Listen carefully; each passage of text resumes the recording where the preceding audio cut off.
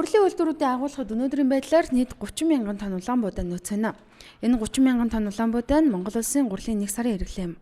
Өөрөөр хэлбэл яралтай импортын улаан буудааны квот олгож гурил үйлдвэрлэх буудаага нөөцлөхгүй бол 5 дугаар сар гараад гурилын үйлдвэрүүд зогсох эрсдэлтэй болжээ. Гурилын үйлдвэрлэгчид үйлдвэрлэлээ зогсоохоор дотоодын гурилын хэрэглээний эрэлт нэмэгдэж үнэн нь өсөх талтай юм а. Монгол улсад том жижиг нийлээд 80 орчим гурилын үйлдвэр байдгаас өнөөдөр доктортой үйл ажиллагаа явуулж буй Алтан тариа, Улаанбаатар гурил, Мил хавс гэсэн 3 үйлдвэр байна. Уяг гурил, Эрдэнэ фуд, Сод групп гээд бусад жижиг үйлдвэрүүд улаан буудаагүй болж үйлдвэрлэлээ зогсоожээ. Хүнсүдэ аж ахуйн яамнаас богино хугацаанд дахин 65 мянган тонн буудаа импортлох квотыг гурилын үйлдвэрүүдэд хуваагаад намрын ургац сургаалт хүртэл энэ салбарын галаалдахгүй гэдгээ тайлбарллаа. Одоо миний мэдхийн 2-3 үйлдвэрийнхээ зогссон байна. Буудааны квот нь дууссан. Буудаага орж тэр хэмжээд гурилаа хийгээд дууссан. Одоо энэ нэмж 65 мянган тонн бид нар квот буудаа оруулж ирж энэ үйлдвэрүүд маань 8 сар 9 сар хүртэл хамгийн бага том байгаа.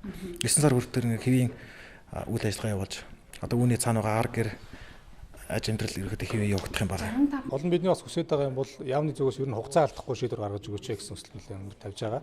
Хэрвээ хугацаа алдах юм бол одоо биднээс үл хамааран гурилын хомсдол үүснэ. Яамны зүгээс болохоор нийт жилийн балансаа харсан тооцоо гаргацсан байгаа. Энэ нөгөө хугацааны ямар нэг үзүүлэлтээ сайн харгалзаагүй байна. Өнгөрсөн жил тариаланчдын үйлдвэрлэгчдэд нийлүүлсэн улаан буудааны чанар сайн байсан.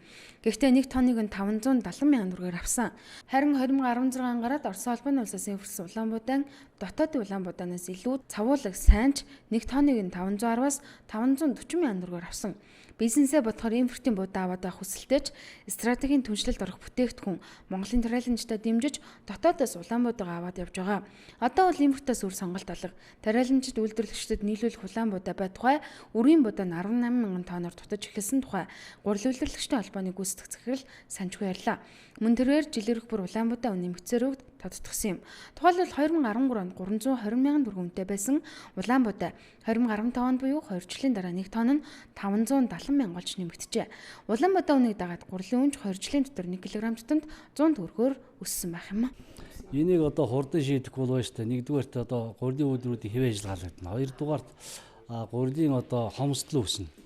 Гуравдугаарт бол ерөнхийдөө гурилын үн бол өсөх тийм хандлага гарч иж байна. Монгол улс өнгөрсөн онд 192,904 тонн улаан буудаа авраа авчээ. Үнээс 115 мянган тонныг нь дотоодын гурилын үйлдвэрүүд худалдаа авсан байна. Энэ нь гурилын үйлдвэрүүдэд хэрэгцээтэй нийт улаан буудаа 31% нэ. Улсын хэмжээнд 255 мянган тонн улаан буудаа буюу 191,250 тонн гурил дутагдаж эхэлжээ. Хүнсүдэ аж ахуйн яамнаас 145 мянган тонн улаан буудаа импортлох квотын зөвшөөрөл олгосноос энэ оны 3 дугаар сарын 31-ний өдрөөр 78 мянган тонн улаан буудаа оруулж ирсэн байна.